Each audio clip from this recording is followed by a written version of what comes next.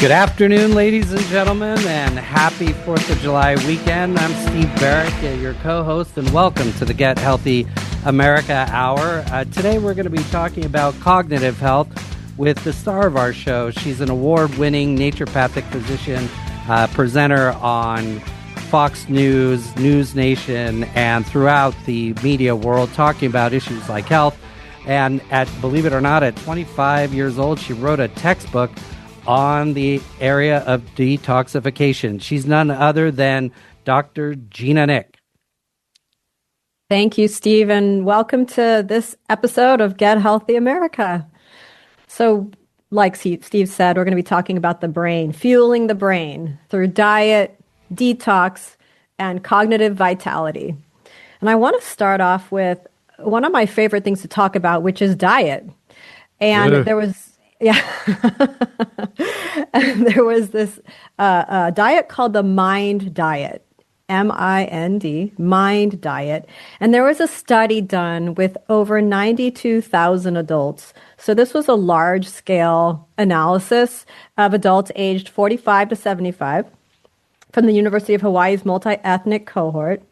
What this study found was that for those people that follow this Mind Diet, and I'm going to go through it in detail, it's a pretty simple diet, there were improvements over 10 years that conferred up to a 25% risk reduction in dementia, Alzheimer's disease, and cognitive decline.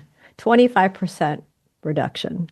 So it's worth noting that some simple steps that you can take to change your diet is the first step truly to preventing and even treating issues with brain health. And let's face it, everyone we know these days, right, is concerned about cognitive health, young and old alike. So for various reasons, one of them being exposure to a whole slew of toxins in our environment, but most people are concerned about your brain health, how well you're thinking, and there are concerns about cognitive decline. And so diet is so foundational to addressing this issue. And we need to talk more about it because it's something that you don't have to take a pill. You don't have to get a procedure done. It's just about being mindful about the food you have at your house, how you're preparing foods, when you're choosing to go to fast food restaurants, Steve, or not, things like that. Well, let's get into that diet a little bit, doctor, because I've heard you talk about this particular diet for a number of years, and I know you've advised a number of your patients to get on this diet. And talk to the listeners a little bit about, just because we're talking about diet, that doesn't mean you got to starve yourself, right?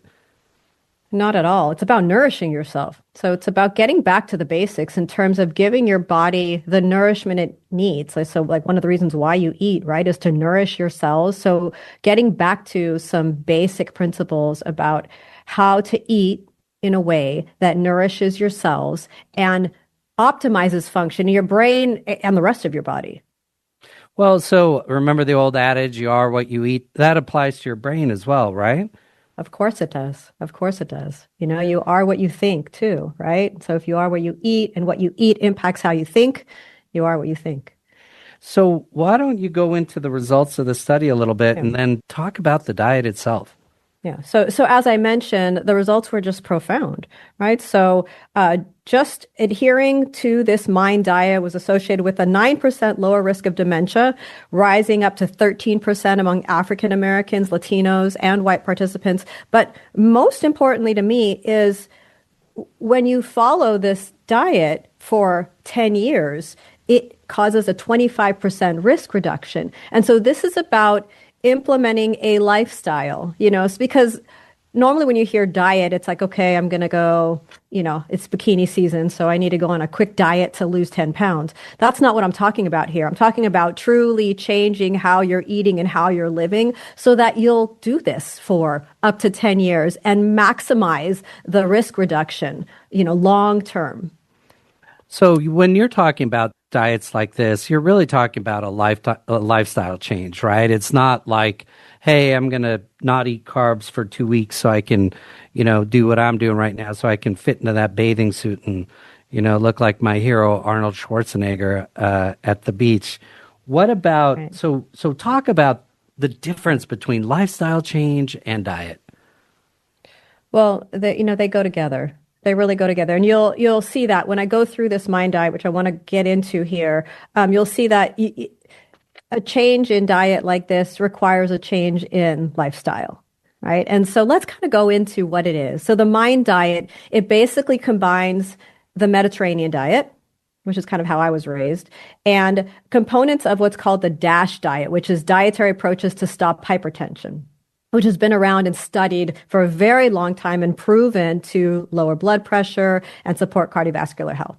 So let's dive into what is this diet about. It emphasizes leafy greens, berries, nuts if you're not allergic to them, fish if you're not allergic to fish, olive oil, and limiting red meat, cheese, pastries, and fried foods. But specifically, let me go through the key components of this diet. Number one, leafy greens. So eating leafy green vegetables 6 times per week. So that's almost every day, incorporating some leafy green vegetables into your diet. That can be things like organic spinach, organic lettuce, things like that. Some people like kale. I don't particularly like it, but that's considered a leafy green as well. Number 2, berries. Incorporating organic berries 2 times a week. Number 3, nuts. Incorporating nuts 5 times per week. Whole grains 3 times a day.